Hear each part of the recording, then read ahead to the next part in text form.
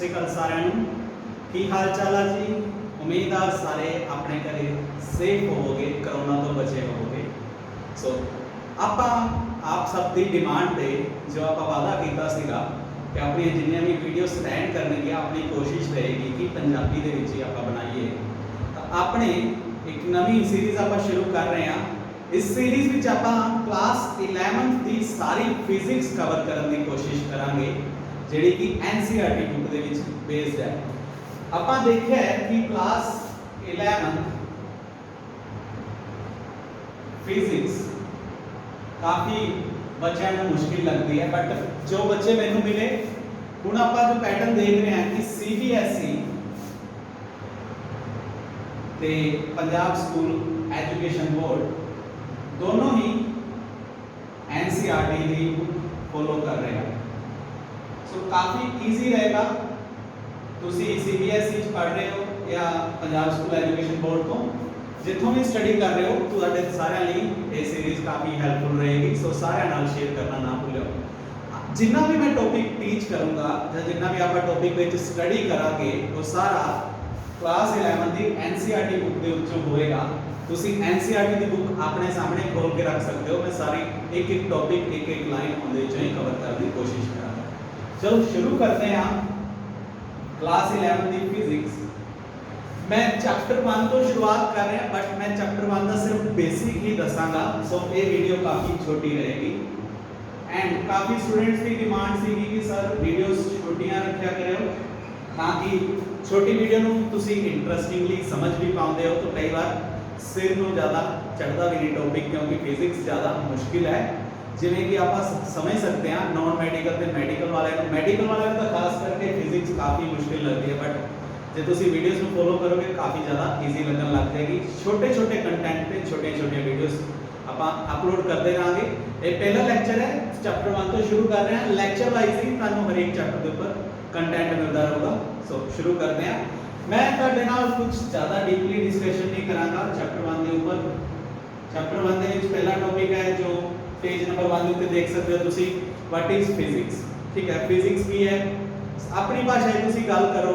मैं नहीं बोल रहा कि आप बुकिश लैंग्वेज याद करना है। पहली गल ये चैप्टर इंपोर्टेंट नहीं हैगा, note from exam point of view.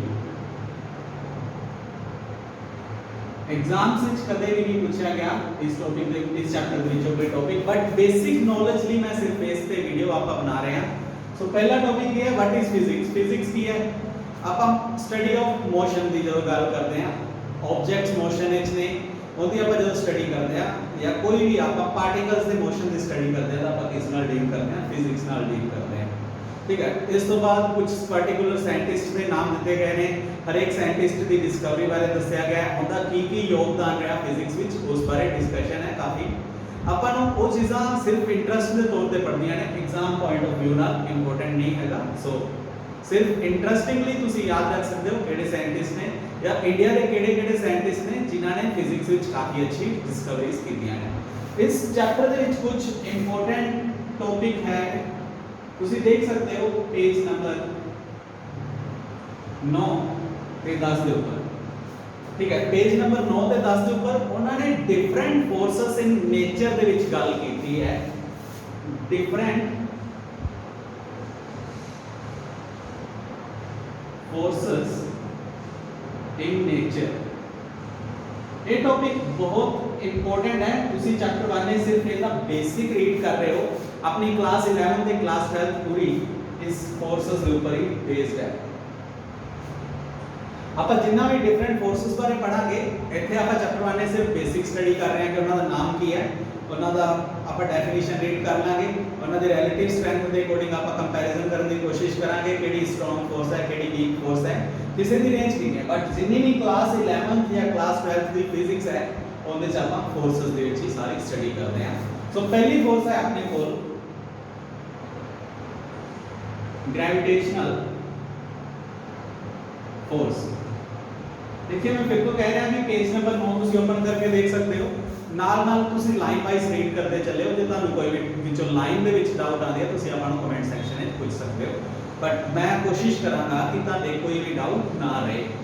ठीक है, ग्रेविटेशनल फोर्स मतलब की है डेफिनेशन वाइज की गल करिए force between two objects by virtue of their masses मतलब दो बॉडीज जिन्हां दा मास है उस मास करके ਜਿਹੜੀ फोर्स एक्ट कर रही है ਉਹਨੂੰ ग्रेविटेशनल फोर्स किया जाता है ठीक है ਇਹਦਾ ਫਾਰਮੂਲਾ ਕੀ ਹੋਏਗਾ मतलब it is g m1 m2 upon r square देखिए ਤੁਹਾਡੇ ਲਈ ਇਹ ਫਾਰਮੂਲਾ ਫਿਲਹਾਲ ਲਈ ਨਵਾਂ ਲੱਗ ਰਿਹਾ ਹੈ बट डरन की कोई गल नहीं है अपनी क्लास 11th ਵਿੱਚ पूरा चैप्टर है ग्रेविटेशनल फोर्स के ऊपर तो उथे इस टॉपिक ਨੂੰ ਆਪਾਂ अच्छी तरह डील करांगे फिलहाल भी डिफरेंट फोर्सेस इन नेचर का आप बेसिक पढ़ रहे हैं कि की है मतलब ग्रेविटेशनल फोर्स की है force between two objects by virtue of their masses देखिए दो ऑब्जेक्ट्स ने उन्होंने दोनों का डिफरेंट मास होएगा अज्यूम करते हैं दोनों पॉइंट मासेस ने अज्यूम की कर रहे हैं अजम्पशन है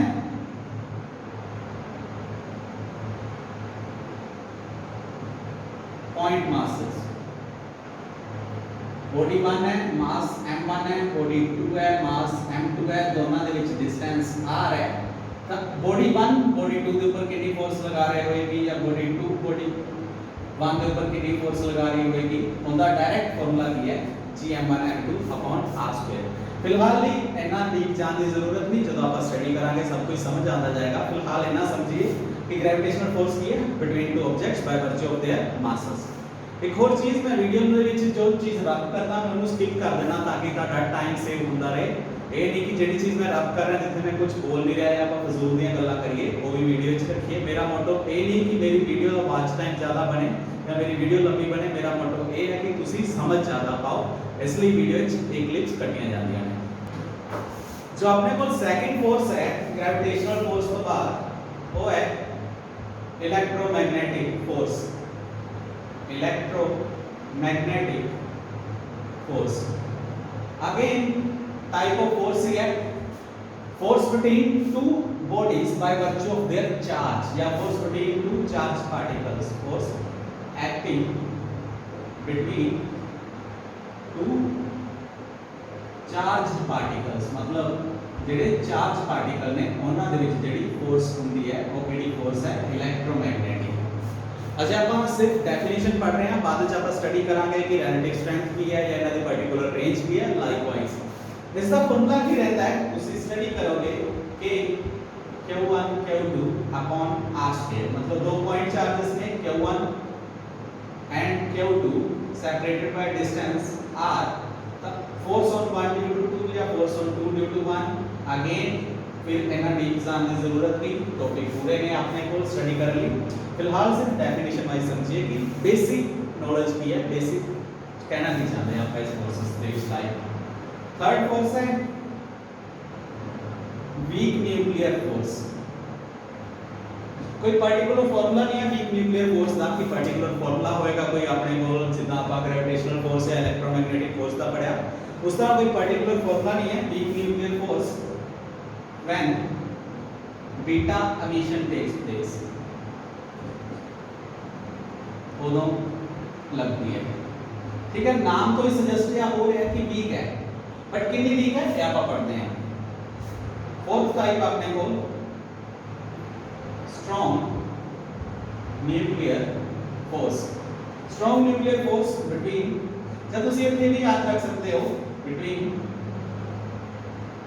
स्मॉल न्यूक्लियस या small particles and nucleus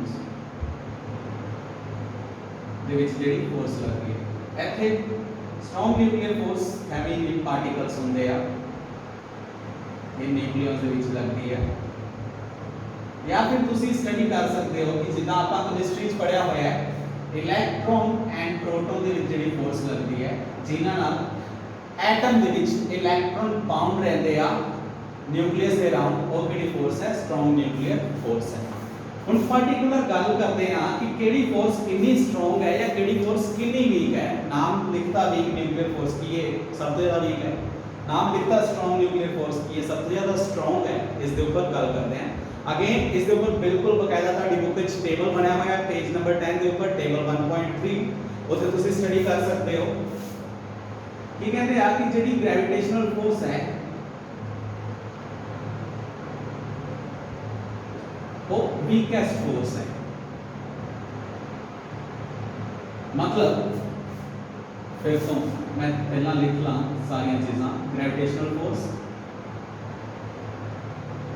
electromagnetic force, then weak nuclear force,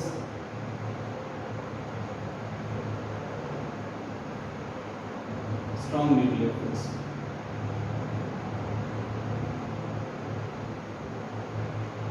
ठीक है, की कहते हैं कि जी न्यूक्लियर फोर्स स्ट्रॉन्ग है, ये स्ट्रॉन्गेस्ट है कि अगर इनू रेफरेंस मान लिया जाए कि कहता 100% है तो बाकी इनके कंपैरिजन विच कितनियां स्मॉल ने की है कि जे इनू 1 ले रहे हैं तो ग्रेविटेशनल फोर्स की स्ट्रेंथ 10⁻39 है। इलेक्ट्रोमैग्नेटिक फोर्स इनकी स्ट्रेंथ 10⁻⁻2 है। रेफरेंस की ले रहे हैं स्ट्रॉन्ग न्यूक्लियर फोर्स को 1, वीक न्यूक्लियर फोर्स 10⁻15 है या -13 है, राइट सॉरी इतने मिस्टेक होगी, वीक न्यूक्लियर फोर्स 10⁻13 है।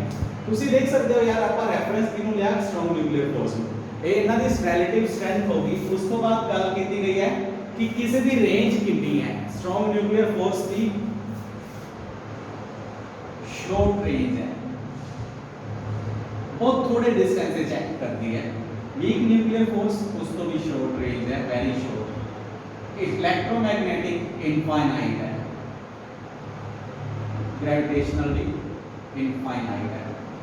देखिए मैं थोड़ा सा समझाने की कोशिश करता कि जे ਆਪਾਂ ग्रेविटेशनल फोर्स ਨੂੰ इनफाइनाइट बोल रहे हैं या इलेक्ट्रोमैग्नेटिक फोर्स ਨੂੰ इनफाइनाइट बोल रहे हैं, इसका की मतलब है कि जिन्ने भी ऑब्जेक्ट्स ने जिन्हां दा मास है ग्रेविटेशनल फोर्स किसी की जेड़े objects mass by virtue of their mass जेड़ी फोर्स एक्ट करती है कि जिन्ने भी ऑब्जेक्ट्स ने यूनिवर्स दे विच जे उन्हां दा मास हैगा तां वो ऑब्जेक्ट यूनिवर्स दे किसी भी कोने ते होण एक दूसरे के ऊपर फोर्स लगाते ही ने, बट ऑन दी स्ट्रेंथ की है बहुत वीक है या वीकेस्ट है 10⁻39 अप्रोक्सीमेटली।